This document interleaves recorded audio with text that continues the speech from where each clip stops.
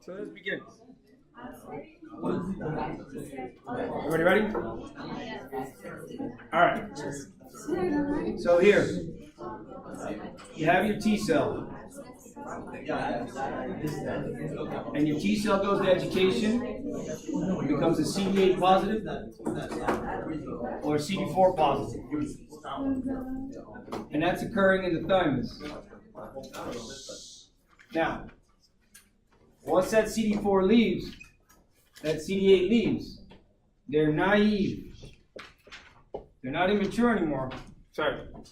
They're naive, immature, naive, mature. They're naive but mature. Here they were naive and immature.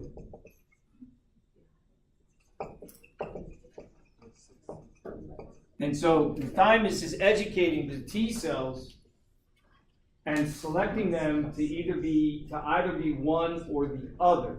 When they come in, they're all both expressing CD4 and CD8. You understand? And the CD4 and CD8s, guys, are these what they call clusters of determination, which is nothing more than a protein on the membrane of the cell. You understand?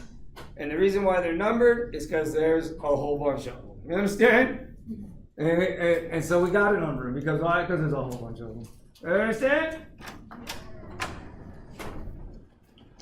And so the CD4s, they're naive and mature. And the CD8s, so they're naive and mature. And where are they going? Well, they're both going to go into lymph nodes. So they're both going to leave the thymus. And they're going to populate the lymph node. Now this is where we go back to chapter 11. This is why we bing, bing, bing, bing, bang, bing, bing, right? This is how I do it, right, guys? So remember, in the lymph node, you've got, it looks like a kidney bean shape, and it's got an outer capsule. That outer capsule is consistent with these vessels that have one-way check valves. Good morning.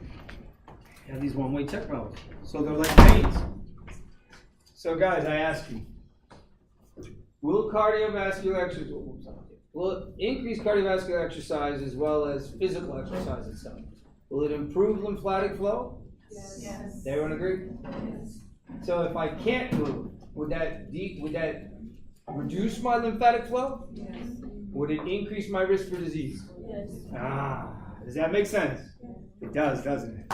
Well, I thought they likes the slow filtration to be able to attack filter anything out. It does. That's its job. But what happens? That 10%, as it comes in, it's got to be promoted out. You get me? And the skeletal system contraction and tone is necessary. So, guys, if I have a stroke, would my lymphatics be affected? Yes. Would that increase my risk for disease? Yes. See, guys? See why disability is so dangerous? Separately, remember, when we have stasis, long-term stasis in blood, you run the risk of coagulation. If I'm sitting in a wheelchair, do I have stasis of blood? Yes. Am I at risk for coagulation? Yes. Guys, you see? You see? That's the idea. Now, all of you, if you walk away understanding all this material, man, one day when I'm dead, you guys will get together. Right? You guys will get together and you'll drink and be happy. You don't cry. You drink and be happy, right? And you think about these moments when you had these opportunities. Not me, but you drink in my honor. You drink in my honor. Drink in my honor, right? You drink in my honor. You get a nice big get together, right? Celebration. You drink and you remember, right? That it's these moments, guys, that are important. It's when you have professors that are willing to teach you what's important to save other people's lives, right? That you have to then do. You have to do the same as what I'm doing. You have to. Some of you have to. You have to pass this on. This is the only way this legacy continues. You understand? So you guys got to do the same. And it's the only way you're going to get better is by helping others. It doesn't work any other way. So you got these one-way check valves, skeletal muscle contraction and tone, good tone, increases lymphatic flow, increases overall health of the immune system. Allows for the promotion of interstitial fluid, 10% of interstitial fluid, allows for the movement of fat-soluble vitamins and dietary necessary dietary nutrients to be absorbed up through lymphatics and pass through the lymphatic system, guys. You understand? And to be processed. Perfect, because 10% of interstitial fluid we're sampling from what? From the GI. And what did I tell you guys from the beginning? We're all shit eaters. Yes? So that means from the moment we latch on to mom's breast, we're shit eaters. Whatever bacteria is on mom's skin, guess what? You're swallowing it. Whatever bacteria was in mom's vagina when we slid out, it's on us. Does that make sense? Whether she's living in sterile conditions or not, or healthy conditions or not, that too plays a role. And it will impact us in our development, guys. As we know now, we need E. coli in the GI for us to properly separate vitamin B12 from intrinsic factor in the last bit of the small intestine. And only when E. coli is present does that B12 get released from intrinsic factor and gets absorbed. That's a water-soluble vitamin, not fat-soluble. What are the fat-soluble vitamins? A, D, E, and K. And remember, A is for the eyes, D is for the bone, E is an antioxidant, right? And K is for coagulation. See that?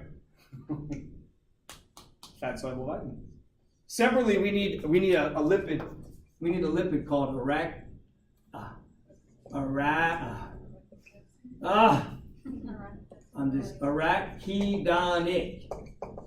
acid. Arachidonic acid is a precursor lipid molecule in the membrane of all cells that will control local vasodilation, right, in the inflammatory response. Why are we talking about arachidonic acid? Because lymphatics, lipids, lipid-based products, dietary nutrients that are lipid-based, fat-soluble vitamins are coming through, 10% of interstitial fluid is coming through, LPS, little polysaccharide, if any gram-negative bacteria are there, teichoic acid, if there's any gram-positive bacteria, atypical bacteria like TB, mycolic acid floating around in there. Guys, you get me? You understand? It's designed for this purpose.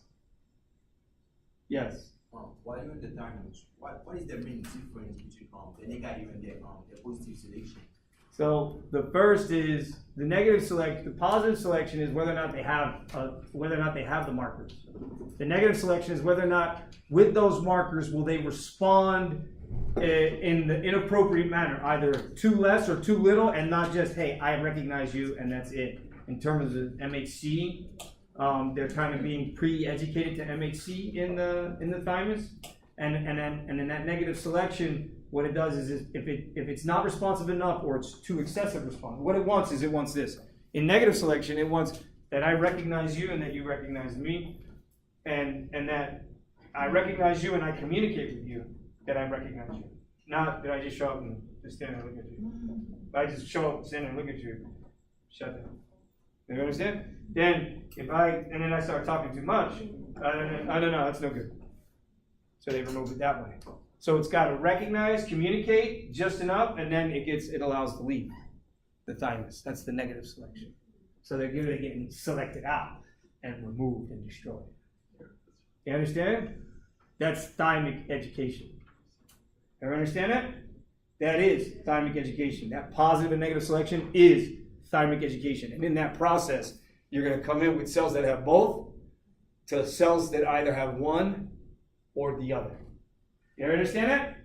And they're going to be able to recognize self from self and not be excessive in communication. They're going to be able to communicate, oh, I got you, that's self, yeah, okay. Keep going. You understand? That's what's happening in the thymus. Well, once they leave, they go into the lymph node. Now, where they go into the lymph node is of this discussion. So when you go back into the structure of the lymph node, you have the capsule, and then you have this wall of reticular connective tissue that's quite dense. Not like the loose form that they talk about in chapter 4, but a more dense form of reticular connective tissue in chapter 4. So you got to go back to chapter 4 and read what they talk about reticular connective tissue. It is, in fact, the only connective tissue that we wind up using to create the lymphatic vessels in the lymph nodes. Did everyone understand it? So it has to be quite dense, although it's not dense to the point where it can resist explosion. And herein lies the problem. Ready? Clinical scenario. Everybody ready? So I live on, I don't know, I'll tell you an address. I live on 27th and 14th. All right? And there's a store there. Or better yet, 17th and 16th Street and 27th Avenue. Or 22nd Avenue. So you got this intersection. And there's a store right there.